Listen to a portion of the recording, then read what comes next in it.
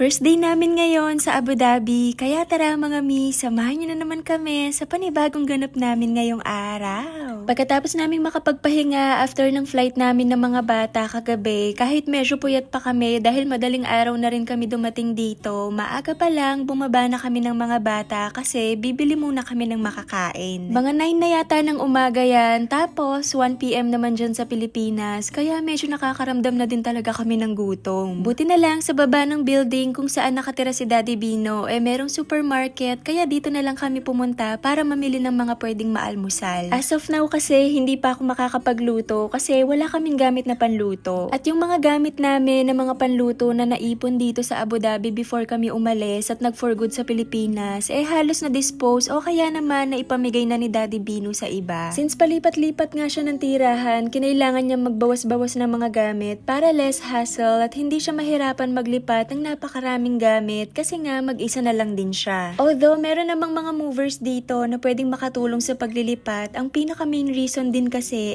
paliit na ng paliit yung kwarto na narerentahan ni Daddy Bino, kaya talagang maigi na magbawas na siya ng gamit. Anyway, bumili nga lang muna ng cereals tong sila Ate Sam at Basti at ito na lang muna daw yung gagawin nilang almusal pati na rin ng gatas. Tapos ako naman, bumili lang ako ng karak chai sa nakita ko na Indian restaurant at mga mi, ito talaga yung isa sa mga pinaka na-miss ko din kasi sobrang sarap ng karak chai nila.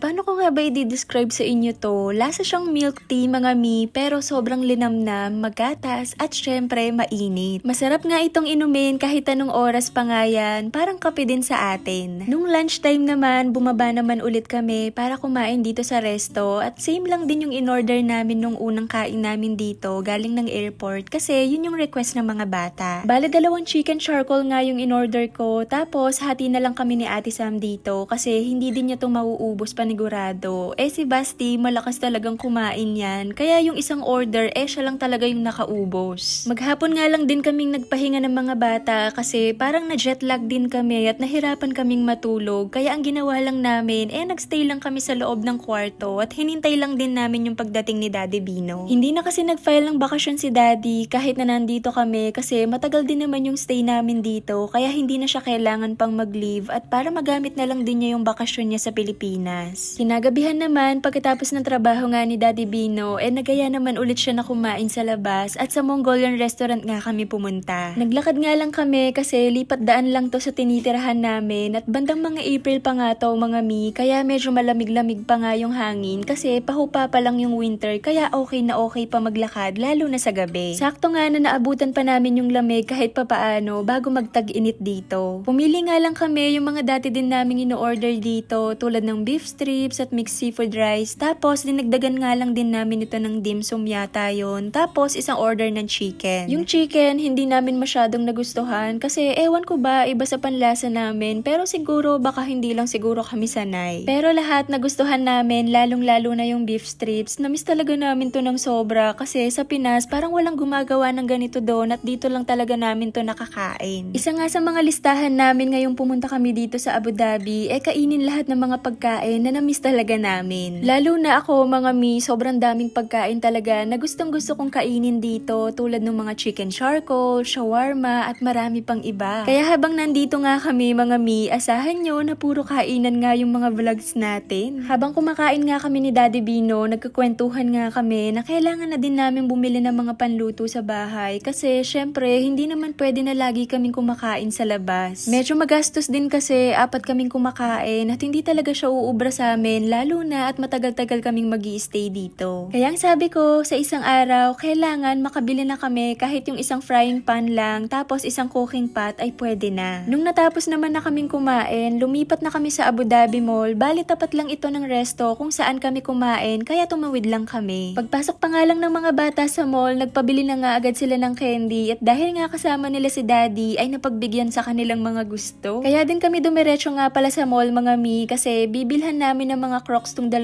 bata kasi hindi ko nga sila pinagdala ng mga tsinelas at ang sabi kasi ni Daddy Bino, dito na lang namin sila bibilhan. Kasi luma na din yung mga gamit nilang tsinelas dun sa Pilipinas, kaya kailangan na talaga itong palitan. Sila nga yung nagtingin at nag-decide kung ano ba yung mga trip nilang design at ayan nga, pagkatapos namin silang bilhan ng Crocs, diretso naman ni Daddy Bino yung 2 bata sa shop na sobrang daming mga claw machine. Gusto nga niya maglaro nandito sila Ate Sam at Basti at every time kasi na pumupunta kami sa mall, hindi talaga pwedeng hindi sila makapaglaro sa mga ganito. Kaya lang, dyan sa Pinas, ni minsan hindi pa talaga sila nakakuha ng premyo galing sa claw machine. Kaya ang sabi ni Daddy Bino, dito sila maglaro dahil panigurado na may makukuha sila. At tama nga siya kasi nakaapat sila at nakakatuwa yung mga reaction nila. Nung nakita pa nga ng isa sa mga staff na hindi makuha nila Ate Sam at Basti yung Panda Bear sa claw machine, binigyan na nga lang sila ng isa nito bilang souvenir. Diba, sobrang nakakatuwa. Kaya naman nakuha nila Ate Sam at Basti 5